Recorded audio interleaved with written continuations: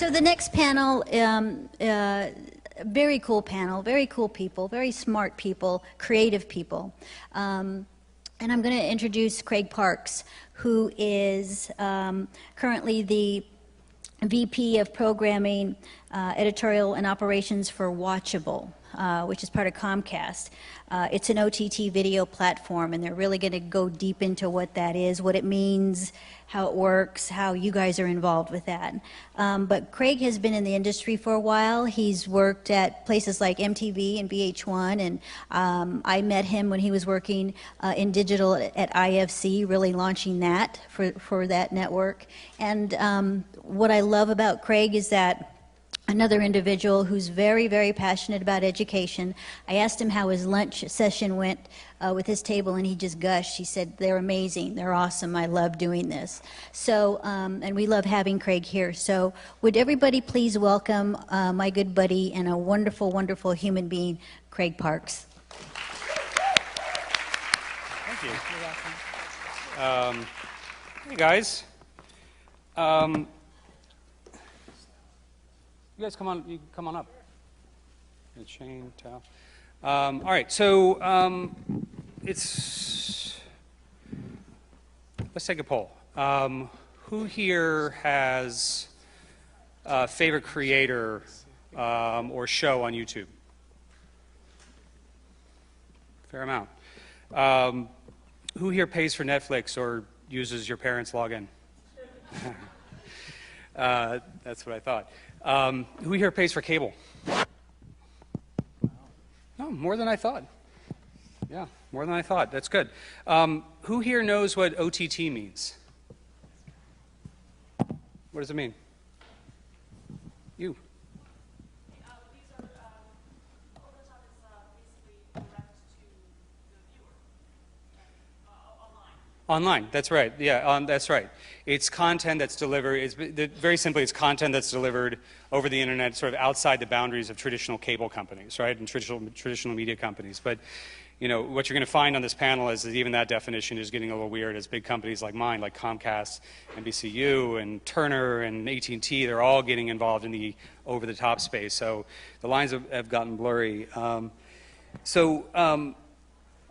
The OTT players out there, just for the rest of the room, I mean, it's, you certainly have your Netflix, you have your Hulu and YouTube, you have HBO Now, right? But you also have DEFY, you have Refinery 29, you have College Humor, Maker, Machinima, you have aggregators, new aggregators like Watchable, where I run programming for Watchable. AT&T has Go90. You have new subscription services starting like Evan Shapiro's Seeso. There are literally hundreds and hundreds of studios and companies that would be described as over the top, and there are thousands of producers who are making content for the over the top world. This represents a $25 billion business. It is a big, big deal. You know, you've heard a lot about disruption in the cable and TV world. These right here are a great representation of these are great disruptors right here. All these people have worked in traditional television, and we are all, I think, I'll speak for these guys, proud to be moving away from TV and into this very murky, strange new world of OTT. You know, we're looking at ways to create new entertainment. We're looking at ways to use this technology to bring this entertainment to audiences. And it's a really, really exciting time. So what we want to do here is kind of get into the world of OTT. We can start out with some intros here. I think a couple of you guys, or a few of you guys have tape, so maybe if you would just do an intro, talk about your name, what you do for the company, talk a little bit about the company, and whenever you want to let them know to play, they're ready to go. And then I do have one, I think part of the intro, though, I'd love to get into here is I'd love to hear from you. Tell us one way that technology changed your job for good or for ill as part of your intro, all right? Cool. Thao, you want to kick it off? Sure. Hi, I'm Thao Hoang, and I work for DEFY Media. I am head of distribution and partnerships. DEFY Media is basically a digital studio and media company. You may not be as familiar with the name, but hopefully you know a lot of our brands. We have content for Smosh, Screen Junkies, Clever, And we make about 70 shows, 75 shows on a weekly basis, so a lot of shows. And I did bring a sizzle so we can cue it up in a second. In terms of how technology changes my job, it defines my entire job.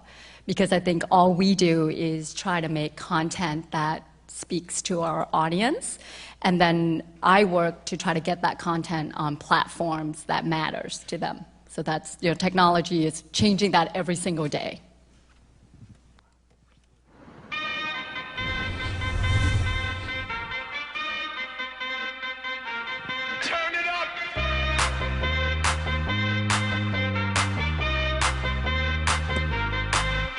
Somebody save your soul, cause you've been sinning in the city. I know too many troubles, all these lovers got you losing control. You like a drug to me, a luxury, my sugar and gold. I want the good life every good night, you're a high one to hold. Cause you don't even know, I can make your hands clap. Said I can make your hands clap. Somebody save your soul, cause you've been sinning in the city. I know too many troubles, all these lovers got you losing control. You like a drug to me, a luxury, my sugar and gold. I want your sex and your affection when they're holding you close. Cause you don't even know, I can make your hands clap. Said I can make your hands clap. Every night when the stars come out, am I the only living soul around? Need to believe you could hold me down, cause I'm in need of something good right now. We could be screaming till the sun comes out, and when we wake we'd be the only sound. Get on my knees and see your friend change round. That I can make your hands clap.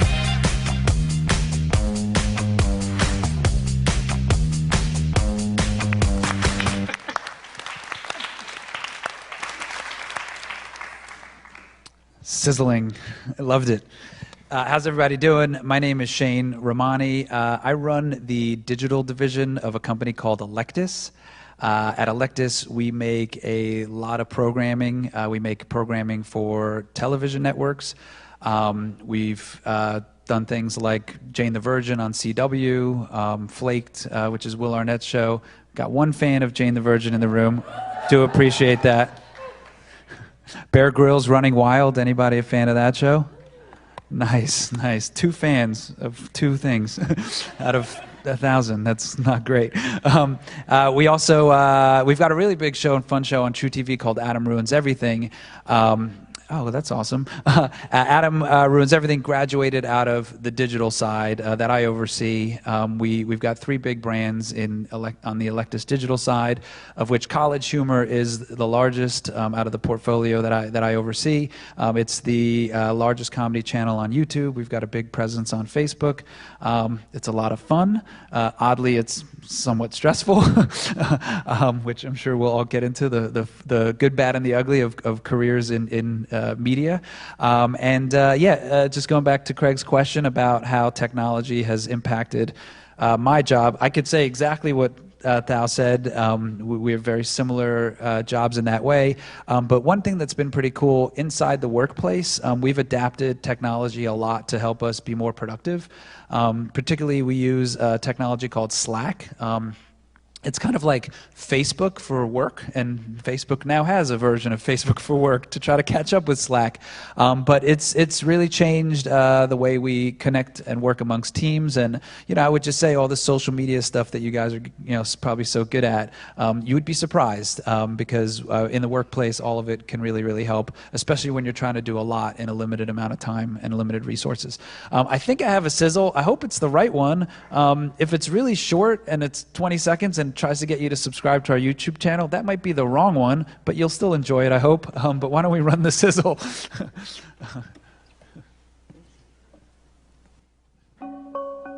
the right one.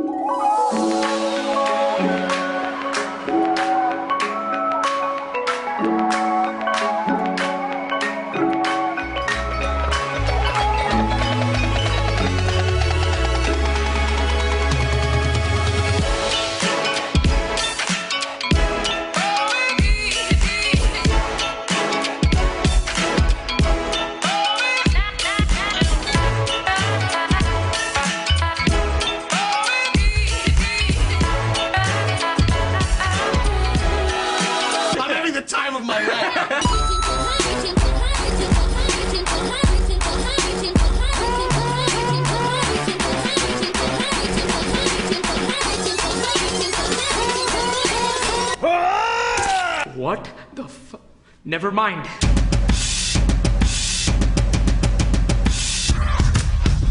So follow me, cause this shit about to go. I'm doing 500, I'm out of control. But there's nowhere to go, and there's no way to slow. If I knew what I knew in the past, I would have been blacked out on your ass.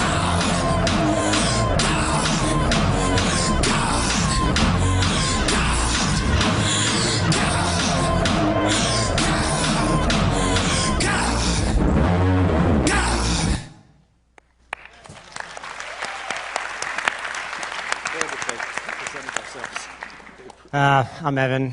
You know me already. So I run something called Seeso. We launched it in January. It's basically if Netflix and Comedy Central had a really weird baby, it would be Seeso. We are taking the approach of, in the OTT world, in the SVOD world, Amazon, Hulu, Netflix are like broadcast networks. And if you look at what happened to the broadcast networks from 1978 forward, 1978 they controlled 100% of the television universe in prime time. Now it's about 30%. And so they're great channels, Amazon, Hulu, Netflix, NBC, ABC, CBS, but the bifurcation or the nichification of content around passion points was really the story of video over the last 30 years. We think it's going to be the story of the next 30 as it applies to OTT. So Seeso is meant to be the single best premium content, premium comedy content channel on the internet. Subscription only, no advertising.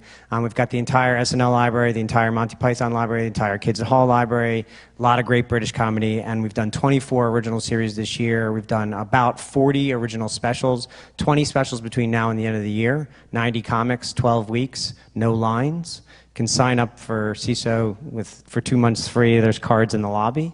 But now I play a little tape, I hope.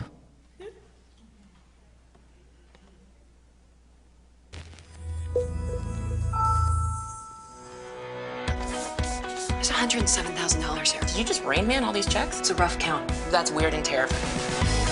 How's this jacket? It's great. It's my jacket. Yeah, well, you're not going to be on a podcast. The truth is sometimes like a toothbrush, and you only share that with people you really trust. I wouldn't share my toothbrush with any of you. You would in a war. Gays don't eat carbs. Some of us do.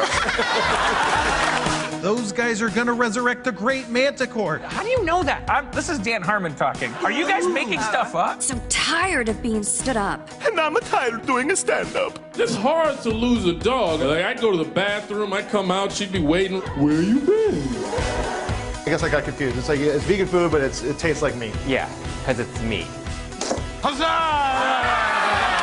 Welcome to the rest of our lives. Should we just have sushi?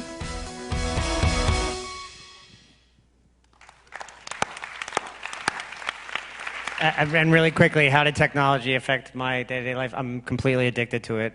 It's a problem. Good afternoon. Thank you for having me. My name is Stone Roberts. I am the SVP of video at Refinery 29. Can we see people that know Refinery 29 in this room? I love that. I love that. I've been on a lot of old person panels this week, so that's great to see.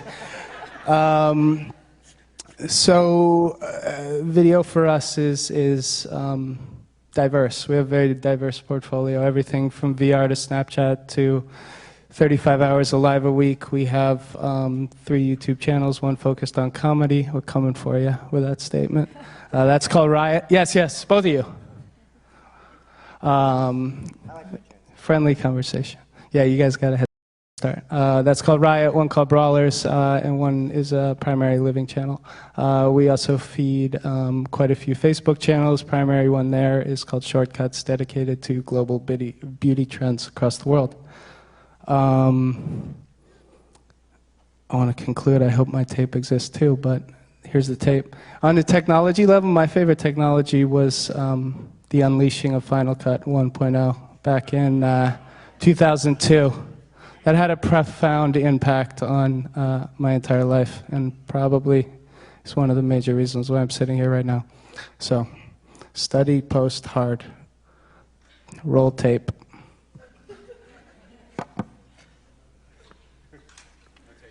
No, you have no tape.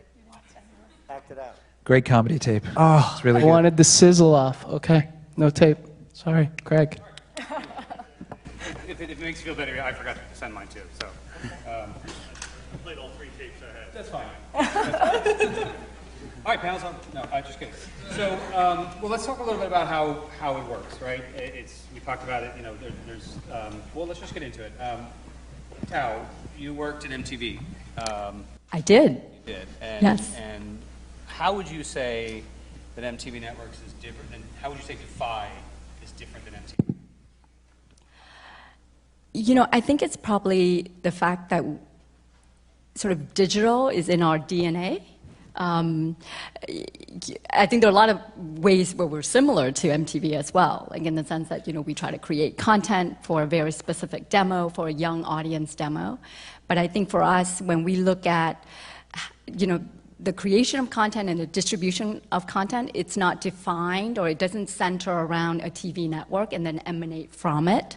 It just depends. If our audience is, you know, on YouTube, which they are, or on Facebook, or Snapchat, or Hulu, or however it is, or Watchable, we try to go where our audience is. So in that way, I think it sort of filters through in the way we make content. You can see it's a lot of short form content. It also has long form. It has features. It spans the whole you know, the whole breadth of it. It's not just 22 minutes. It's not just 44 minutes. Yeah, and I think that one last one, which I know MTV does as well, is we think of it as, you know, it doesn't just start when you turn on your TV or you consume the piece of content. It continues, that conversation continues throughout. That was a long answer. It was a good anser. And Shane, you also, actually, you were also at MTV too. We were there together. At the same time.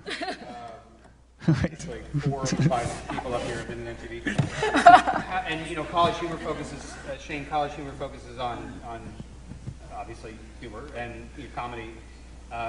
And college, getting good grades, staying in school. It's a big focus. It doesn't focus on that at all. At all. It focuses on, in fact, it's the opposite of that. Like, stop studying and watch these 17,000 videos right in a row. We have another division of IAC called Tutor.com. That's the one focused on staying in school. I get them confused. So how would you, getting back to, what I'm probing at here is just that, you know, is how you guys are different than television, right? If you compare College Humor to Comedy Central, for example, another MTV network brand, right? Sure, it's better in every way. So yeah, like Thao was saying, Evan just walks away. Hey, Evan. Oh, hooking you up with a mic. Comedy Central is, I don't want to sound negative by saying this, but it's in the old media category, and I think what we mean by that when we say it is it's older and traditional business models. Older and traditional business models, while they have great benefits, Comedy Central is distributed, as many may know, in over 100 million homes. They have 2 really big revenue streams that keeps them going. One is advertising, the other is subscription. That's all really, really great. I'm very envious and in many ways very jealous of those business models, but in some ways it comes with some restrictions, particularly the way that people engage with, consume, and share their content. College Humor, like Thao had talked about with DEFY, we are a digitally native brand. We were born as a website, going direct to our consumer, not as much worried about an intermediary like as much as we love Comcast, Time Warner, other distributors who are actually paying us for our content. We're going direct to the audience. That comes with a lot of positives and also some negatives. I mean, the big positives are we could experiment, we could try new things. One of the biggest things that I think is great for us is something we call like rapid IP development. We have 12 million or so subscribers to just the College Humor comedy channel on YouTube. We could launch things, watch very quickly how our fans respond, and immediately follow up with follow-on episodes and grow and develop IP in that way. Everything is just much quicker. The connection to the audience is much quicker. The content in and of itself, it's shorter form, and that has a lot of advantages. But we have to play to our strengths. We have to think about in the landscape that we're in, particularly with advertising, because advertisers are trying to reach young people wherever they are. We compete with Comedy Central in that way, but we have to kind of look back at our little world, and we're 120 people. We're not a couple thousand like Comedy Central has, we have to look at like what are the unique things that we can do to kind of make a difference and win some of that business. It's always a fun, mental exercise to do that. So anyway. There's also a studio portion of your business too. In theory, you could sell a show to Comedy Central. Is that right? In theory. Somehow I missed that part of my explanation. Yes, so I was speaking pretty much about College Humor as what we call a network. Even though it's not a television network, it's still a mode of distribution, and in that way, it's a network. It's a channel on YouTube, just like Comedy Central is a channel on Time Warner Cable. One thing that we think a lot about is, Comcast, Time Warner, YouTube, Facebook. Analogous in that way. But we develop content out of College Humor, and then, as Craig described, we do sell it. We have a studio side of our business where we sell it to other outlets. And Comedy Central, we're in constant conversations with them. We're actually very closely connected to Amy Schumer's show on Comedy Central on Broad City. Both of those shows were developed out of our office through a partner of ours, Jax Media. In many ways, we also are a supplier of content. So the whole kind of long story short with Electus is we just do a lot of content, and we'll sell it to her. And I think that's an important factor that I think all three of you represent, which is you make short form, you distribute for short form, you make short form, you distribute short form. But I think in each case, and including Refinery, you're all in the studio business where you're selling to the traditional media outlets as well. Yeah. So there's a portfolio approach that each one of these companies in NBC, Universal, and Comcast. My aggregator, Watchable, is buying 3 shows from 3 of these people here, from Refinery and College Humor and DEFY. And yet you're owned by Comcast, which is dedicated to the old school media economy. So I think what all 3 of the, actually all 1, 2, 3, 4, 5 of us represent today, math, did not major in that math, is this portfolio approach. Comedy Central is in an old television ecosystem from a financial standpoint, but it's still going to be here for a very long period of time. And if you want to make your way in media and entertainment and television and technology, it's good to try to serve all of the consumers out there. You all raised your hands when we asked about Scripps networks. That's obviously a very traditional model there. So as you approach your career, that portfolio approach is also not a bad one either. It's not digital or analog or digital or TV. It's not a binary situation. It is the combination of those 2 things that make up the ecosystem. Yeah, I actually would love to just add to that really quickly. Thao and I I started my media career at Viacom. I know Craig also worked there at some point.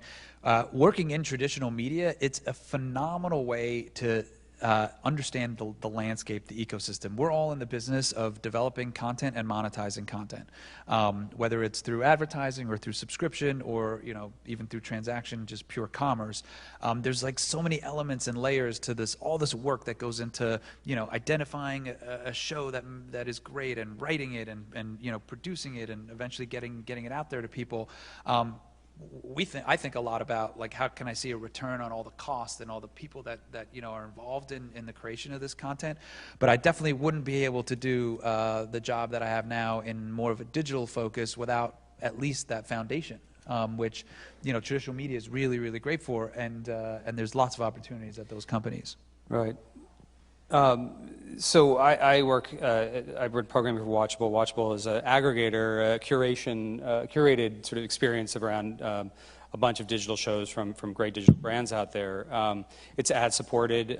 We have content from everything from comedy, something like Smosh on the one side, all the way over to something like Refinery 29. It's a very diverse set of content, and it's free. It's also its own platform, right? We're trying to get people, and it's a very big challenge to get people off of YouTube or away from YouTube for a little while. We're not trying to beat YouTube. We're just trying to take some of the eyeballs from them from time to time to come to Watchable, and that's a big, big challenge. Whereas these guys from DEFY and College Humor, a lot of their business is dependent on YouTube. It's because that's where the eyeballs are. Now, Evan, Seeso is an SVOD, right? And it's a subscription service. So Tell us about how you are finding audiences and how you are, exploring different platforms to find these audiences. Sure. So SVOD is subscription video on demand. We're ad-free. So the entire financial business model is to convince people like yourself to subscribe. You can subscribe via the App Store right now or at Seeso.com. Again, there are cards in the lobby for 2 free months. I'll wait. Nobody's leaving. So, so that's a completely different business model than some of the other folks that are up here. In some ways, really difficult because you have to get people to take out their credit cards and sign up and then succumb to giving us $4 a month on an ongoing basis. The upside of that, though, is when you're appealing to cord cutters, cord nevers, people in their 20s and 30s, they really do not like advertising, and in great many ways, they do not watch it. So even on platforms that are free, I know this is going to shock you guys, they sometimes do other things while the ads are running. It's true. Texting, Snapchatting, whatever, and if they can't skip them. We built the value proposition around original content and library content combined with no ads. The major differentiator between what we're doing in SVOD and what a lot of the folks are doing in the ad-supported area is that it's all long-form television. This is not short videos. These are not web videos. We iterate fast, but it is premium half an hour, hour, quarter-hour television shows, many of them serialized with big-name talent. And then that's one of the reasons, or actually the way we're attracting our audience right now, is we went for an Uber influencer model. Now, the influencer model, these folks all use incredibly well. We went a little bit different way. Rather than building a channel around an individual influencer or jumping on an influencer's channel, we went to major influencers in the comedy world who had very engaged followings. Maybe not tens of millions of people, but whoever they had following them, they were super engaged. Many of them, if not most of them, came from the podcasting world, because in comedy right now, outside of the clubs, podcasting is the #1 medium. Who here listens to podcasts on an ongoing basis? Who here listens to comedy podcasts? So that's really a big growth area. And so we went to a lot of the podcasters, a lot of the influencers, Scott Aukerman, Dan Harmon, Jonah Ray, Cameron Esposito, Wyatt Cenac. We gave them shows. We didn't screw around in the development process by piloting and doing a whole lot of development. We went right to series, got them up fast, which is a fast iteration that you practice, and then really asked them to ignite their followers to find Seeso, to sign on, to watch the show, and then we pumped media in behind that effort to amplify the echo chamber that they were creating. So it's a bit of a twist on the influencer strategy, but the primary focus of it, or the primary core value of it, is find great artists who have engaged followers, give them the resources and facilitate them making the art that they want to make, let them talk about it, and then follow them and amplify behind that. So that's basic premise of the channel. It's great. So Stone, aside from having the coolest first name since Evan's last name, Stone Shapiro. You are responsible for a tremendous amount of content, right? Your team produces huge volumes. I'd like to hear a little bit more about the volume of content you make, but really what I'm getting at here, what I'd like to get into here is in this world, in your world, whether it's short form or digital or OTT, however you want to describe it, do you find the making of content, how different is it from the making of television? I think quality will always be king when it comes to content, and I think regardless of a 60-minute show or a 30-second feed-based short-form asset, that rule remains. How, Viacom industry veterans define premium content versus how the audience of tomorrow defines it, I think, is radically shifting. To me, the biggest difference is the broadcast world is a very passive viewing experience, right? Like you sit on your couch and you watch a box, and if you don't like it, you hit the clicker and you change it. And that's about as active as you can get. But when you analyze what's happening with live, what's happening with VR, what's happening with even YouTube and Facebook nowadays, the audience is a part of that story, and taking agency over how they consume it, where they consume it, when they consume it. And when you're looking at things like live and VR and AI and what I believe to be like the future of consumption in terms of medium, there's so much agency that viewer has over the experience of that content they're consuming. And I think that's the biggest difference, is the mentality of being able to produce into that is creatively radically different than the passive kind of 16:9 broadcast experience. That doesn't mean one's better or worse. I think, you know, like quality remains quality, and how we choose to define quality as individual consumers is our prerogative. But with the diversified portfolio that Refinery has, I think we're catering to a lot of those things. I don't think you put short form in one bucket. There's a lot of different types of short form.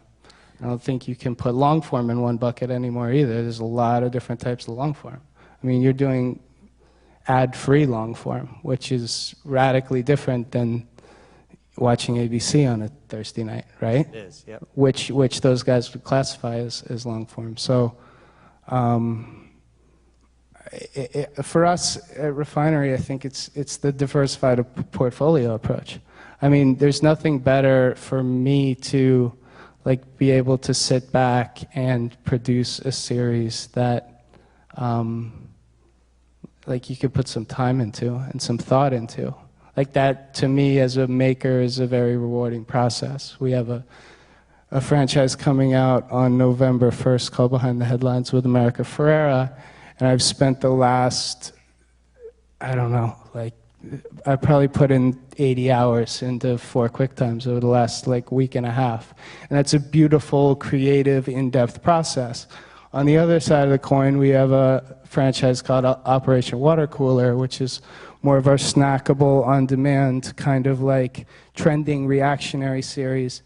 And there's probably been 4 assets conceived, created, and published since I sat down in this chair.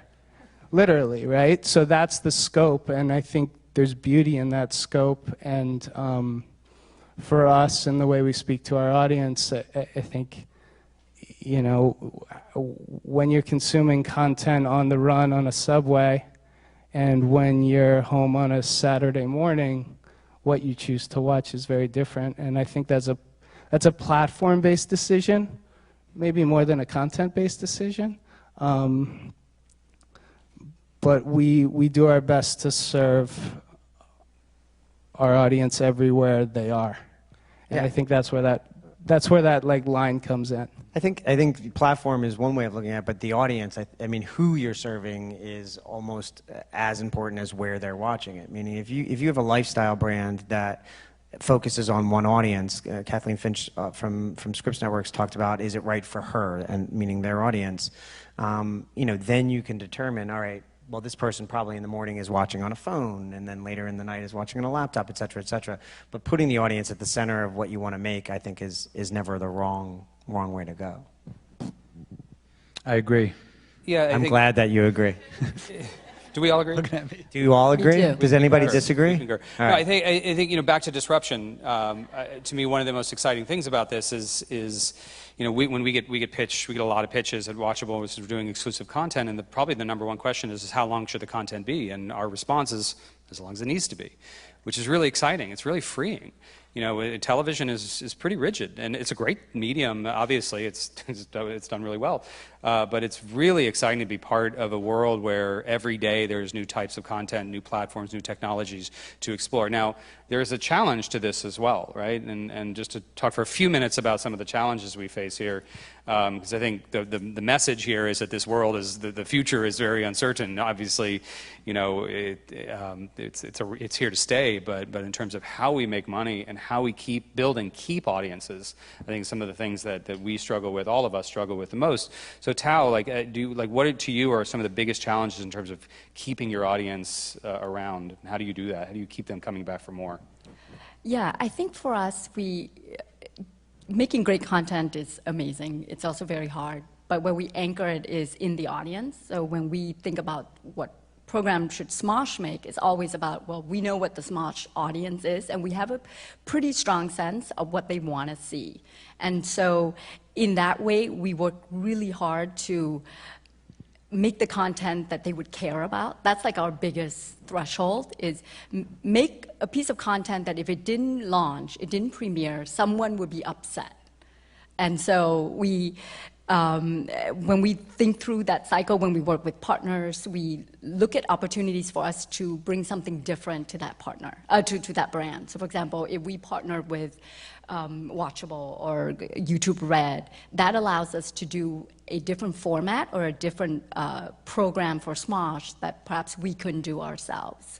So it really is having that relationship with that audience and trying to service that audience and come up with new content, new experiences that they would care about. So back to what Evan said about how incredibly important it is to understand your audience and then using these technologies to make sure that you keep that tight relationship with them. It's one of the things that TV, there's a couple layers of glass between the audience and the content, but in the world of digital, you can talk directly to talent, so it's a really exciting thing. Now, Evan, in the world of subscription, you have churn, right? The people who subscribe or take that free month and they don't re-up. So how do you combat that? The biggest way that, it's hard to avoid it because you talk about the distance between a user and the content creator or the brand is infinitesimal. Cable is hard to desubscribe from. You have to call, they have to unhook your box, you have to change your whole lifestyle. You can unsubscribe or subscribe to an SVOD channel like that. So you can subscribe to Seeso like that right now. Seeso.com or on the app, cards in the lobby. I'll wait. But the major way we're doing is original content, and I think that's ultimately why when you hear from us about volume, when you talk about Refinery 29 or College Humor or DEFY, and Seeso as well, we'll always talk about the amount of content we're making because we are making so much. The reason why we're making so much, in your case, is for return engagement and return users and length of stay and all that kind of stuff. In my case, it's anti-churn. So we put out something every 2 weeks or every 3 weeks that's original because we need to keep that relationship and that habit up with the user. If they don't visit 3-4 times a week, we're going to lose them. That's pretty much what the data says to us. So we need them to have 3 to 4 or 5 hours of original long-form content every week that they want to check out. And so that's why we're on such a march. My staff would call it a death march, but a march to create so much content in our first year, and that's really the watchword of any of these platforms. Original content. The library stuff is great, and the long tail is something that we all focused on in digital for a long, long time. But right now, the need for original content is as great as it's ever been because that's the only way you can build that loyalty on an ongoing basis. So I have 100 more questions I could ask you guys, but we only have 10 minutes left, so I feel like we should open up to the room here. Some questions for our panelists. Go ahead. Yep. Whichever one. Hi, thank you for coming by. This is a question for Evan.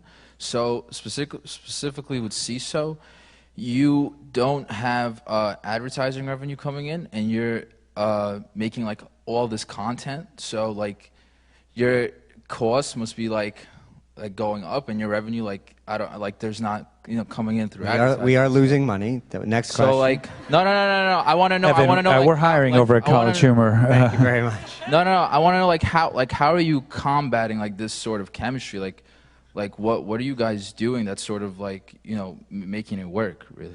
Well, the first key thing is that we are a startup. Even though we're part of NBC Universal, like any startup, we build a business plan which would take us a number of months and years to get to break even. So you have to be, and I think pretty much every one of these businesses started that way, whether they're profitable or not now, I can't say. So we have a business plan that we laid out that involved getting to scale very, very quickly, getting a certain number of subscribers, factoring in all the other elements like churn and conversion and things like that, and then looking at what number of subscribers we had to hit till we got to break even. I will, though, say in each one of the cases here, and in Seeso as well, so our average cost per hour of content on our service is astronomically lower than the traditional television outlets.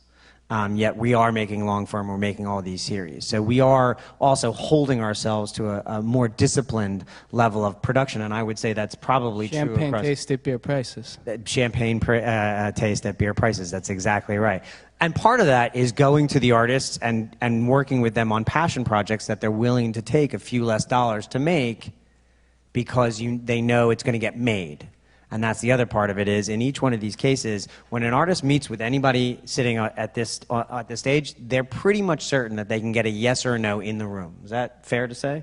So there aren't all these layers of bureaucracy. They're not going to be put into turnaround hell. So we're keeping our prices, as far as what we spend on content, very, very low. We're also trying to get to scale. The reason we went with $3.99 as a price, which is less than a latte, less than a beer, there are cards in the lobby. The key is we know we're going to be an add-on subscription. We're not going to replace Netflix. We're not going to replace Amazon. We're not going to replace Hulu. We're not going to replace the cable subscription. So this is an easy add-on, a no-brainer price that helps us get to scale. So I hope that answers your question. My question is about... Host of a podcast, right? What's the name of your podcast? What? What's the name of your podcast? Talk for Two. It's a... Go ahead. Yeah. Yeah, that part was interesting. But my question is, it's interesting you bring up the show because for those of us that do content creation, and this is for everybody, that do content creation, that are self-starters and are relatively successful in what we do, but are really using it as a learning process, and this succeeded, but this didn't. And then we put that on our resume, and then we send that resume in to you. How do you qualify people that have self-started experience that are looking to find their way into structures that fit what they've been doing on their own, and kind of test that legitimacy and take what they put on the resume at their word? It's phenomenally important. I think anybody who's made anything on their own, like if they lead with that, in terms of how we've gone from a team of 4 to 120 in regard to the video unit at Refinery in the last 2 years, that speaks for itself. I think like that goes back to that little Final Cut thing. Like if you have the technical capabilities of setting up a microphone and recording and shooting in 4K or shooting on your iPhone in a stop motion manner or crushing it in, you know, Premiere or After Effects, like you have fundamentals that are invaluable to the creative process. And the ability to like coach and train and work in regard to like narrative and tonal like structure and honing is very coachable. But those fundamentals when you walk through the door are irreplaceable. I also wanted to respond to that. I think that's actually a really fantastic question. Just two comments. I think it's much about the learning and much less about the experience. So it almost doesn't matter what you did. What really does matter, at least from when I see this sort of thing referenced, it's what did you learn from it? I just want to leave you guys with, I guess, one quick thought on a simple and easy way to present what you learned. I'm going to like nerd out, so forgive me. This is something that's helped me a lot. In fact, all of our case studies are structured in this way. Cause, action, response. So you created a podcast.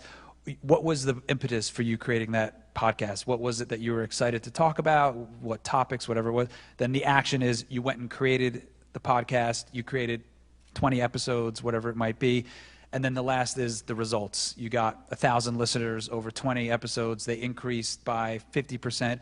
It almost, again, doesn't really matter what it was because everyone I think understands, at least on this panel, that there's a lot of young people in this room. You guys are balancing work life, school life with, you know, your personal life. So no one's expecting that you'd come into, you know, a job at College Humor with 3 years of experience from Seeso, unless you're Evan Shapiro when the cards don't get picked up out in the lobby. Shapiro.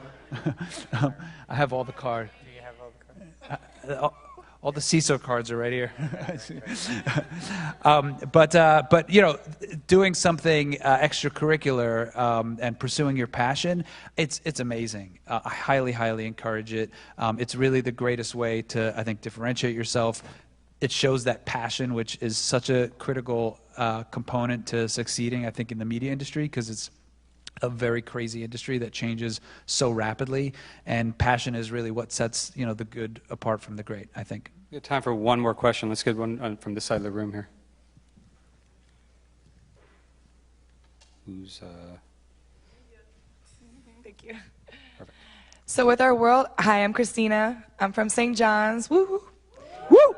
Red Storm. And I'm a senior.